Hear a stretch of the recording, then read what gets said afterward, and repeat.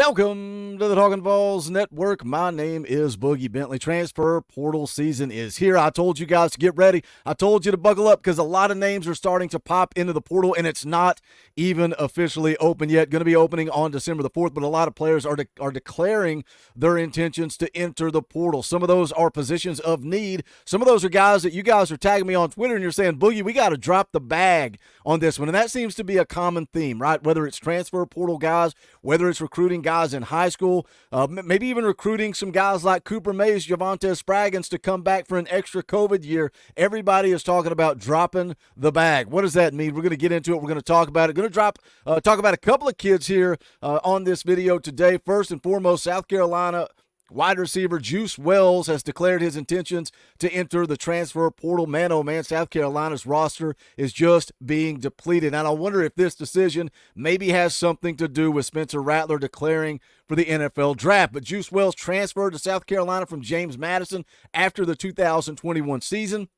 Had a huge year in 2022, 68 catches, 928 yards, and 6 touchdowns. Going into the 2023 season, he was a preseason All-SEC and All-American candidate, but he did miss most of the season with a foot injury. So we're going to talk about Juice Wells coming up in just a second. Also, another player that went into the portal, and a lot of you guys may remember this one, specifically from Tennessee's game against Connecticut. Justin Joly has indicated he will be entering the transfer portal. And again, you know, why does he stick out to us? Well, because he had 8 catches for 89 yards against the University of Tennessee. We've talked about the transfer portal throughout the last couple of weeks. We do know, according to VolQuest, that Tennessee is going to be evaluating every offensive tackle and every tight end that enters the portal. It is a huge position of need. So what's more important, the previous All-SEC, All-American candidate, or a position of need at tight end? We're going to get into it. We're going to break it down. We're going to talk about both of these guys.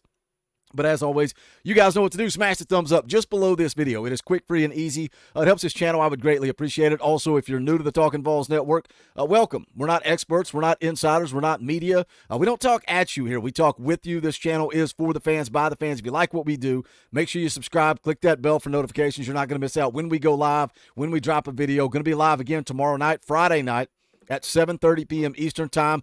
Counting down to the commitment from tight end Roger Saliaponga, again, a position of need.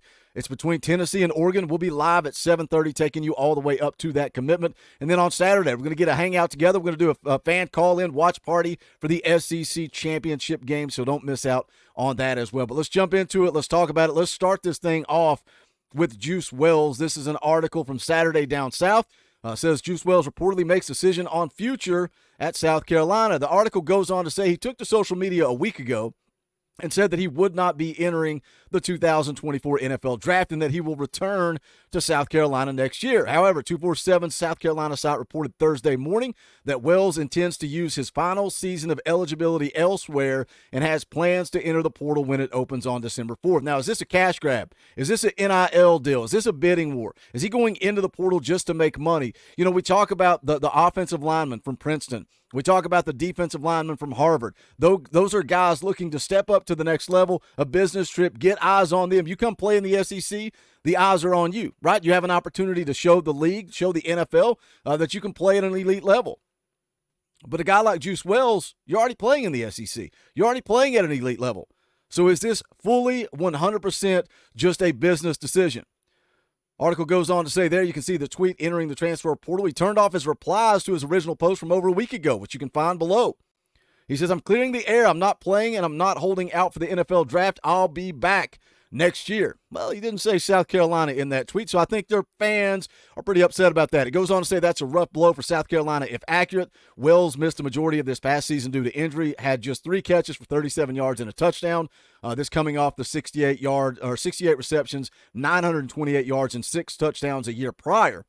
Said that would have been quite the addition to a passing offense, which finished 3rd in the SEC. No official announcement or comment has been made from Wells following the original post. So Juice Wells has entered the transfer portal. And again, he's a guy, 2021, had 83 catches for over 1,250 yards at James Madison, had 15 touchdowns. So he transferred up, went to South Carolina, played in the SEC at an elite level, almost 1,000 yards receiving, 6 touchdowns. The question for me, for you guys is, does Tennessee need an elite level wide receiver? Do they need a guy like Juice Wells? You know, the conversation we've been having on this channel the last couple of weeks is, you know, is it a system, or do you need playmakers in the system? Because all we heard about Hendon Hooker when he was in the running for the Heisman Trophy, all we heard about Jalen Hyatt and the Biletnikoff Award and the NFL draft, all we heard is they're products of a system. They're not real players. They're not that good. It's just it's a system, product of a system. That's all we heard. They go into the NFL draft. They get drafted. Even Cedric Tillman can be included in that conversation. Cedric Tillman already making some plays in the NFL. Jalen Hyatt balling out in the NFL. Now all of a sudden the shoe's on the other foot. Oh, you got to have elite players. You got to have elite wide receivers, Boogie. You got to have an elite quarterback. Do you have to have an elite quarterback, or do you have to have an efficient quarterback? Do you have to have an elite wide receiver, or do you have to have an efficient wide receiver? So my question is this, because everybody that tagged me on Twitter, that sent me the messages that said, Boogie, we got to go get Juice Wells. Drop the bag, right? That's what everybody says. We got to drop the bag. Where are the bags coming from? I know Spire Sports Group does a great job. You want to contribute to them. You want to drop the bag? Hit the link in the description. We're an affiliate for Spire Sports Group. You can jump in there and you can donate, and you can help build this NIL bag that we need to give. Because we're talking about dropping bags for Francis Mauigoa, Carnell Tate, Williams Winery, Stanton Ramel, Sammy Brown, the entire offensive line. You know, hey, we need Cooper Mays back. Drop the bag. We need Javonte Spraggins back. Drop the bag. We need John Campbell back. Boogie, we really need this offensive line to return in 2024. Let's drop the bag. Where does the money come from? I think you got to pick and choose where you spend your money. Now, the question again, would you spend the money on Juice Wells? Is it worth it to you? Or do you think maybe you're already spending that money on Brew McCoy? What about Dante Thornton? Do you have confidence? Look, we put a lot of blame on Joe Milton. These wide receivers didn't help him out. Had a lot of drops this year. I think Dante Thornton was starting to come on before the injury once he shifted to the outside. I think we all have faith and confidence in Brew McCoy. I think we all have faith and confidence in Squirrel White. So the question is, do you drop the bag on an elite preseason All-SEC, preseason All-American, but again, a guy coming off of an injury? That's the question. Other guy I want to talk about, Justin Joly. Again, Connecticut tight end, enters the transfer portal. We all remember him. He all sticks out. It's funny in 2023, this day and age of college football. You watch a game against an inferior opponent like a Connecticut, like a UTSA. You see a guy go make plays against Tennessee. We need to get him in the portal. Lo and behold, he becomes a legend. VolQuest guys are talking about him every single day, and now their dream has come true. Justin Joly is in the transfer portal. Take a look at this article. ConnecticutInsider.com says the Huskies' leading receiver announced on X, the platform formerly known as Twitter. Does anybody really call it X? Is it X'd? I X'd out that Joly was going to enter the portal. It's still Twitter. Still call it Twitter. The Huskies' leading receiver announced on Twitter that he is leaving Connecticut for another school. He will have 2 years of eligibility remaining. You can see the long, lengthy quote there. They all pretty much sound the same. Thankful to my brothers, love this university, love my coaches, love everything, but I need to go somewhere else. I got to get out. I got to go somewhere where I can get paid. There you can see the tweet where he enters the portal. It says, Joly, a native of New York, paced Connecticut in receptions with 56 and receiving yards 578. He entered the final week of the regular season ranked third in FBS nationally in both categories for tight ends. As a freshman, he finished with 18 catches, 250 yards, and 2 touchdowns. So, again, that's Justin Joly entering his name into the transfer portal. Tight end is a position of need. When you look at the roster coming into next year, it's Ethan Davis, and that's it. Ethan Davis will be a redshirt freshman, and then you're going to have some true freshmen. Emmanuel Okoye is also a guy that will be a redshirt freshman, but do you think he's ready to contribute? I mean, he's raw. He's athletic. He's dynamic. But is he ready to contribute as a starter? I mean, we saw how much they play McAllen Castles, Jacob Warren kind of play both guys. You got to have somebody in that room. They're going to have to add somebody in the portal.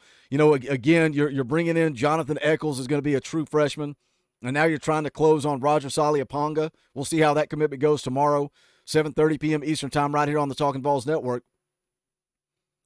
Do you hold out? Again, this coaching staff going to be evaluating every single tight end that enters their name into the transfer portal. One thing I do like about Justin Joly, again, a conversation we've been having over the last couple of days, you can't just bring in guys with 1 year. You can't just bring in guys that are on a business trip. Somewhere, somehow, some way, you got to rebuild the middle of this roster, not just upperclassmen and freshmen. That's why recruiting is so important. But again, we talk about spending money and spending Spire Sports Group money. Drop the bag, spend it, buy and pay it. Where's that money coming from? Do you have enough money? Where do you focus? You know, Kaner's been on this show so many times saying, man, coaches don't get paid enough. Now you're trying to balance a budget of where you're spending your money on players on top of rebuilding this roster, recruiting. A couple of interesting names I just wanted to throw out there to you guys. Juice Wells, a guy that's going to take the money.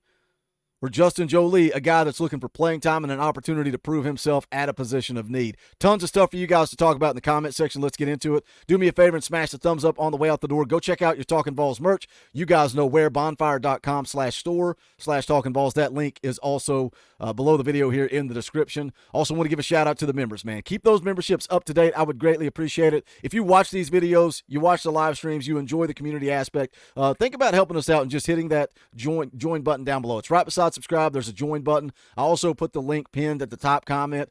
Think about contributing to this channel, keeping us rolling ahead. We would greatly appreciate it. But if not, smash the thumbs up because that's free. Jump into the comment section. Let's talk some Tennessee football because this is the Talkin VAWLS Network. My name is Boogie Bentley. Go Big Orange.